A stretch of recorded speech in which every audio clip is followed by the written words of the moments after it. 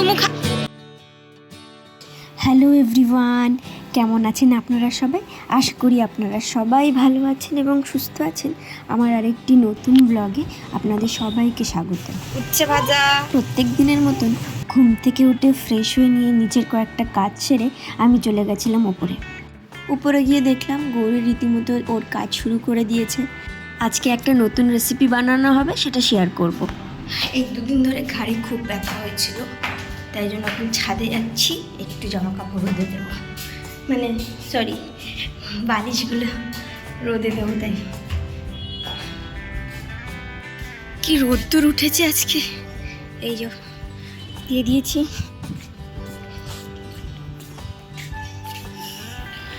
November মাস পড়ে গেল, তাও রোদ্দুরের তেজ কমছে না। এত রোদ্দুর, এত গরম, ভ্যাপসানি একটা গরম যেন লেগেই রয়েছে। কবে যে শীত পড়বে বুঝেই উঠতে পারছি না। এই যে এদিকে তো আমি নিচে চলে এসেছি ওগুলো রোদে দিয়ে, আর এসে দেখলাম ছেলে ওর দাদু ভাইয়ের কোলে একটু খই খাচ্ছে। বাবা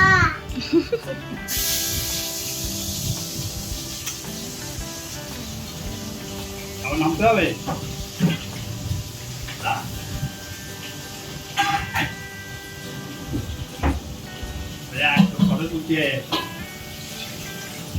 রান্নাঘর ছাড়া আর কোনো গতি নেই। চাপে আছে রান্না বলছে, রান্না গোগি রান্না বলছে। বাবাই দিদি ভাই হয় না, দিদি হয়, দিদি বলতে হয়, বলে দিদি। তাহলে চলুন একটি নতুন রেসিপি বলছিলাম বানাবো, সেটা আপনাদেরকে বলি। আজকে আমরা বানাচ্ছি কাঁচকলার কোপ্তা।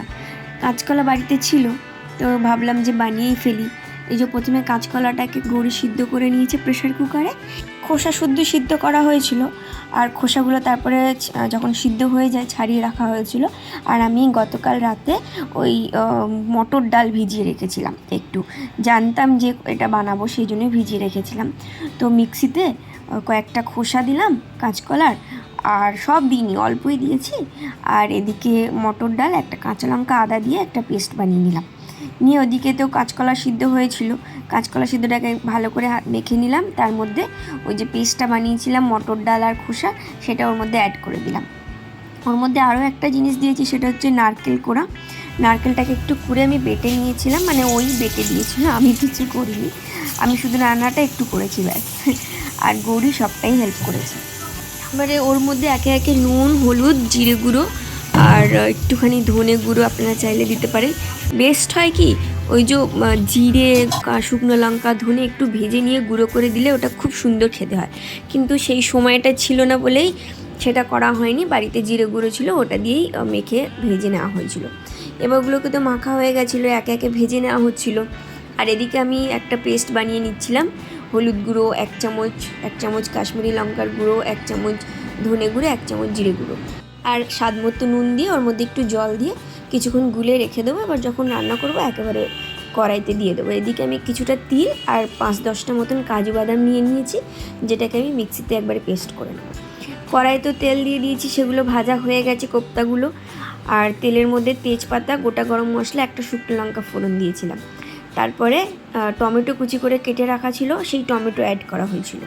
এবার টমেটোটাকে কিছুক্ষণ ভাজি হয়ে যাওয়ার পর, মানে টমেটো যখন আস্তে আস্তে গলে গেল, হ্যাঁ আদাও অ্যাড করেছিলাম অবশ্যই। আদা আর টমেটো আর কাঁচা লঙ্কাতে ভালো করে একটুখানি কষিয়ে নেওয়ার পরে যে মশলাটা আমি বানিয়ে রেখেছিলাম, ওই মশলাটা ওর মধ্যে দিয়ে দেওয়া হয়েছিল। এই যেদিকে মশলা থেকে আস্তে আস্তে তেল ছেড়ে আসতেই ওই যে কাজু বাদাম আর তিলের যে পেস্টটা করেছিলাম সেটাও দিয়ে দিয়েছিলাম। এর মাঝখানে আমার ছেলের খুব কাজ ছিল, যার জন্য আমি আর পুরো রান্নাটা কন্টিনিউ করতে পারিনি। আমি ওকে নিয়ে নিচে চলে এসেছিলাম, ওকে স্নান টান করে খাইয়ে ঘুম পাড়িয়ে দিয়েছিলাম। এই যে দেখুন আমার কোপ্তাটা ওপরে এখন এসছি আমি খেতে, আপনাদের একবার দেখিয়ে দেবো কোপ্তাটা কেমন হয়েছে। এই যে দেখুন কোপ্তাটা সত্যি খেতে ভালো হয়েছিল।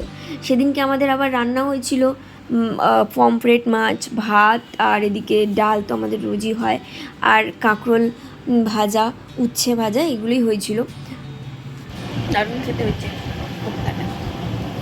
আপনাদের একদিন পুরো রেসিপি বানিয়ে আমি দেখাবো। আজকে ছেলেটা খুব কাঁদছিল, ওই জন্য মাঝ রাস্তায় রান্নাটা রেখে আমি চলে গেছি, বাদ বাকিটা গৌরী করেছিল। তো এরপর যেদিন করবো আপনাদের দেখো। এই যে এই আচারটা দেখতে পাচ্ছেন, এটা আমার হাজবেন্ডের মাসি সুদূর বাঁকুড়া থেকে করে পাঠিয়েছিল। আমি টেস্ট না করেই ভেবেছিলাম মিষ্টি হবে, তাই খেয়ে দেখিনি, কিন্তু এত সুন্দর খেতে, টক টক বেশ ভালোই খেতে, খুব সুন্দর বানিয়েছে। বাড়ি যাবো বলে রেডি হয়েছি, ওকেও রেডি করে দিয়েছি। ও রেডি হয়ে গেছে, আমিও রেডি হয়ে গেছি, ও বাড়ি যাব। আসলে বাবা কতদিন ধরে ফোন করছে আয় আয় আয়, কিন্তু আমরা যেতে পারিনি, আমার একটু শরীরটা ভালো ছিল না, আজকে যেতে হবে একটু, আজকে ঠিক হয়েছে, তাই একটু ভাবলাম ঘুরে আসি। পাপা পাপা চলো চলো, আমার জুতো।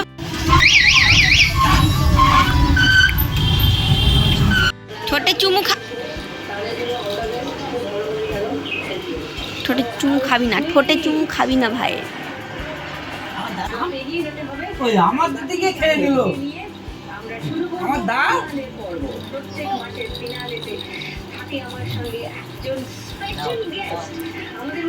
আমার দাও দাদা, ঢিঙ্কা টিকা বাজার তো করো দাদা, আমি না বাজায়। ওরে এই যে মা শুয়ে আছে, শুয়ে শুয়ে আমারই ব্লগ দেখছে।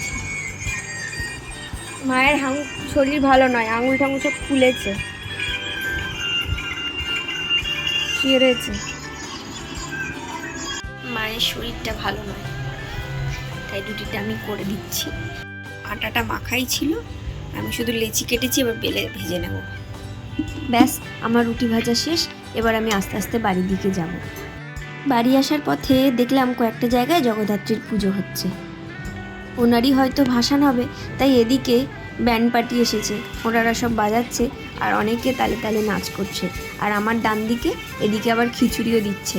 চলুন আজকে তাহলে ভিডিওটা এখানেই শেষ করছি, আবার আপনাদের সাথে দেখা হবে পরবর্তী একটি ব্লগে। আপনারা ভালো থাকবেন, সুস্থ থাকবেন, ধন্যবাদ।